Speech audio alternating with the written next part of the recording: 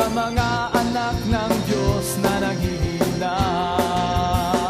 Halika na, umayo na, ipahayag tagumpay niya.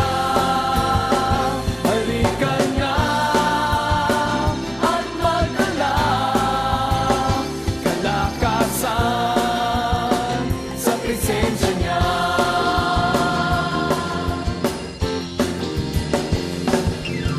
Noong panahong hindi na uso ang mag-backslide, itong panahon ng pagbabalik loob sa Kanya, sama-sama